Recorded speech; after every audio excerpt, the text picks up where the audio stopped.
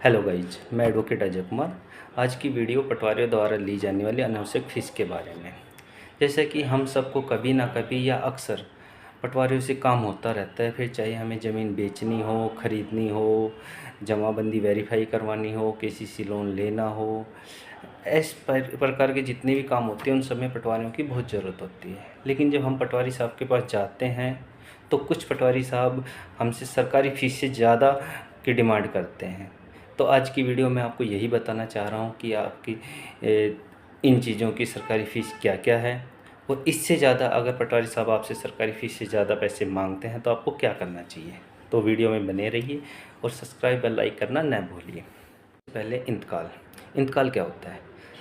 जब भी हम कोई ज़मीन खरीदते हैं तो उसका इंतकाल दर्ज करवाना बहुत ही ज़रूरी होता है, क्योंकि इंतकाल ही हमें उस ज़मीन का असली मालिक बनाता है। जब तक हम इंतकाल दर्ज नहीं करवाएंगे हम उस ज़मीन के मालिक नहीं बन पाएंगे और अगर ओनर चाहे तो उस ज़मीन को कहीं और भी सेल कर सकता है।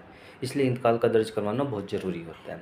लेकिन जब हम पटवारी साहब के पास जाते हैं तो कुछ पटवारी साहब उस पर 1000 रुपये, 1500 रुपये, 2000 रुपये तक मांग लेते हैं, क्योंकि हम पता ही नहीं होता है कि इसकी सरकारी फ़ीस क्या है और हमें मजबूरी में देना पड़ता है।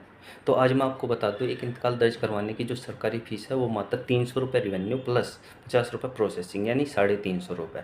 यानी कि आपको इंतकाल दर्ज करवाने के लिए मात्र 350 रुपये पे करने होते हैं।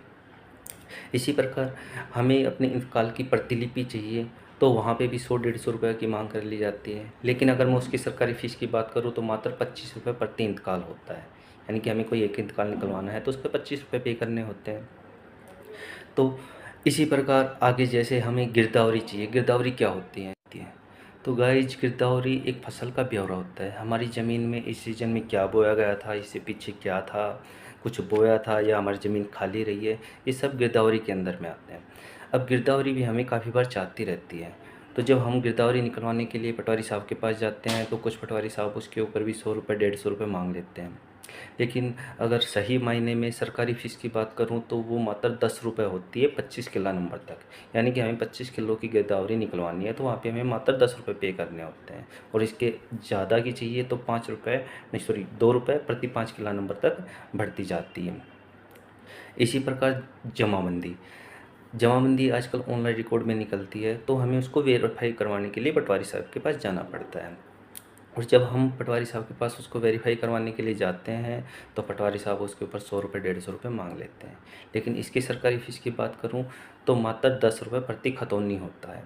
यानी कि हमने अगर अपनी जमाबंदी निकलवाई है और उसमें एक ही खतौनी है तो हमें सिर्फ मात्र 10 रुपये पे करने होते हैं, और अगर इससे ज़्यादा खतौनी है तो 10 रुपये के हिसाब से कैलकुलेशन हो जाता है। आज मैंने आपको ये सारी सरकारी फ़ीस बता दी है, तो आगे हमें जब भी पटवारी साहब के पास जाना हो और वो हमसे एक्स्ट्रा चार्ज करें तो हम उनसे पूछ सकते हैं, पटवारी साहब इसकी सरकारी फ़ीस तो ये है, तो हम आप मेरे से इतनी ज़्यादा क्यों मांग रहे हो और मैं क्यों दूँ?